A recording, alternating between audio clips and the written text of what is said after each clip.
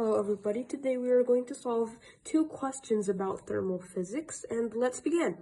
Now, a copper cooking pan contains water. Figure 2.1 shows the pan on a hot plate of a cooker. This is figure 2.1. Now, copper is a metal. A. Thermal energy is conducted through all solids by lattice vibrations. Describe one other way in which thermal energy is conducted through the copper. Now, we must know that there are two ways, by lattice vibrations and by mobile electrons or by delocalized electrons. So, we're going to state that, so that's going to be the first mark, by mobile electrons. And then electrons gain thermal energy from the hot plate. This is the second mark.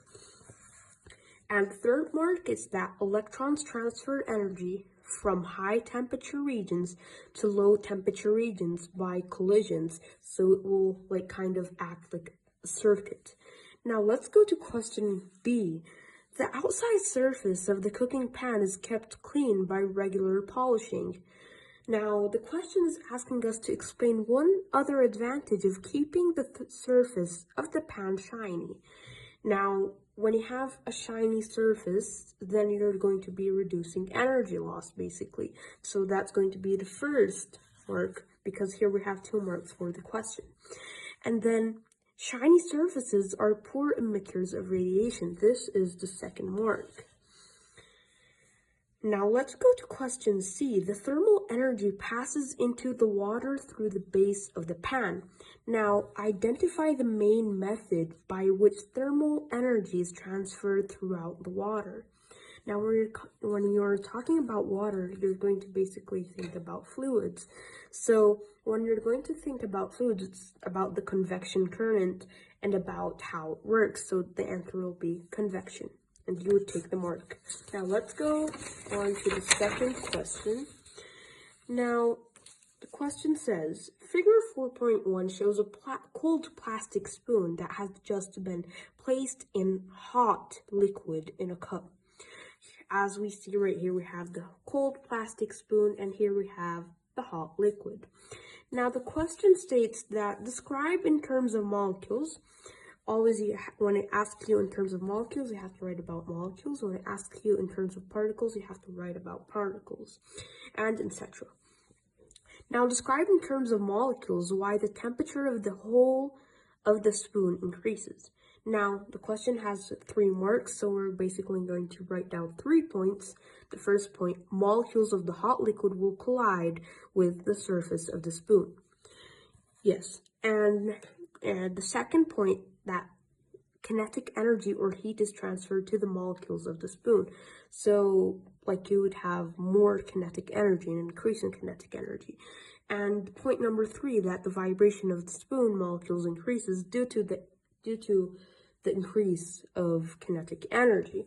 Now let's go to question B. The plastic spoon is replaced by a metal spoon. Describe an additional process by which the temperature of the whole of the spoon increases.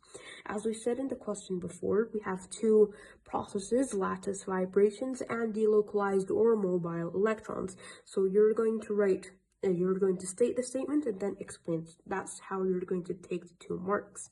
Now, molecules of hot liquid transfer free electrons in the spoon. This is the first mark.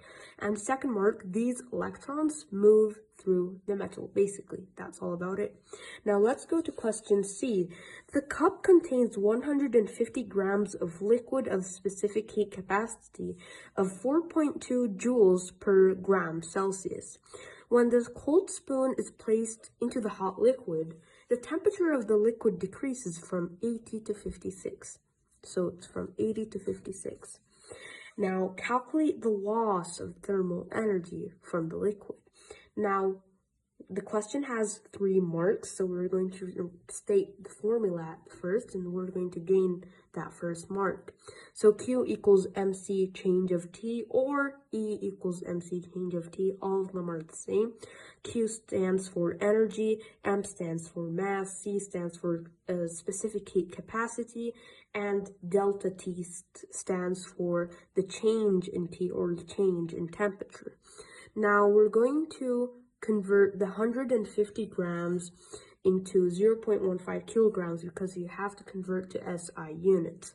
And then the specific heat capacity, I prefer to multiply it by 1,000 to get the specific heat capacity in joule per kilogram Celsius. So 0.15 kilograms multiplied by 4,200 joule kilogram Celsius multiplied by the delta T. So you're basically going to subtract 80, take away 56, so you're going to get 24. So multiply that by 24, Q or energy loss will be 15,120 joules. I hope this video was very helpful. See you in the next video.